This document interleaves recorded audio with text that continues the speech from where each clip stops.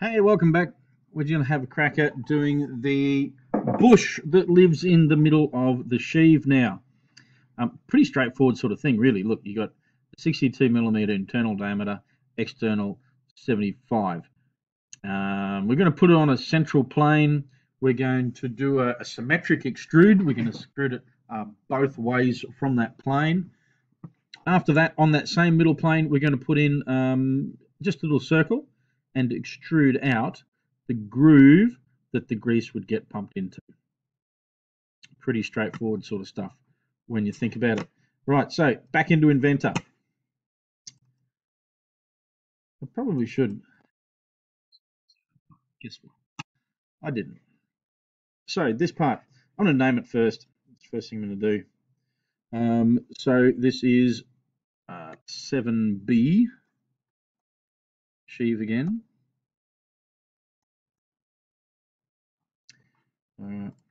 So sketch. Look, let's go with this one here, just because it's straightforward and easy. Two circles, like I said, the first diameter 62. Whoops. We're centered right on the center point here. Next one was 75, I think. Yep. 75. Pop that in. Finish. Really easy. Now, I said symmetric extrude. So this one's with the arrows heading out from both directions here. How far is it going to go? It needs to be 99 mil wide, and the profile is obviously that bit in there. Okay, first part, so good. Well, so good so far. My second drawing needs to be back on that first plane. So look, I can say I want to do a sketch. It's very hard to pick that plane in there. I can go into the origin and look for that. Where is it? XY plane? There it is. In the last video, I showed you this little, what do they call it? Slice graphic, I think it's called. There you go, slice graphic. I think it looks like an eraser cut with a piece of glass. All right, in the middle at the top of this thing, I want to place a little circle there. I'm just going to put this circle in here. Diameter 3. All right. I'm going to put a construction line in, or no, I'm going to put a construction line in. Construction, draw a line from the center, and I'm looking to get to that circle. Do a coincident constraint, take the center of circle, put it on end of line. Oops, that didn't quite work. Let's just go back a step. Coincident constraint, center of circle on the end point. There we go, that's better. Finish my sketch.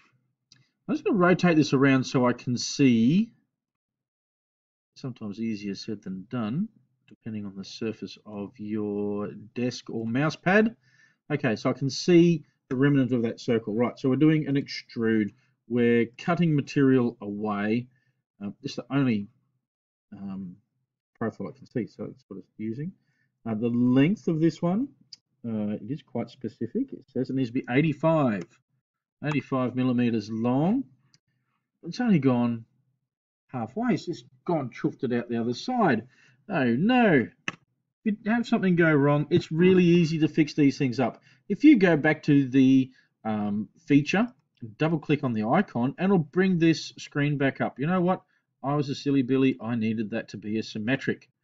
Okay, I'm working from that center, both directions, and it's nicely symmetrically even.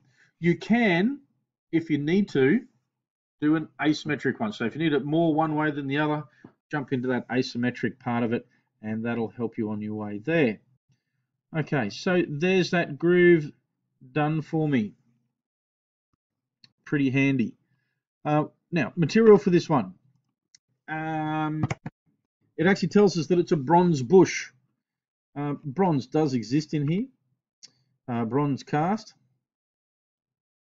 There you go. Nice bronze bush. Fantastic. That's that one done. Let's save it. So file, save as.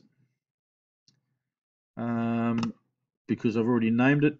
Comes up there in the name, and I'm happy with that. Look, there's my bush. It's going to go into my sheave.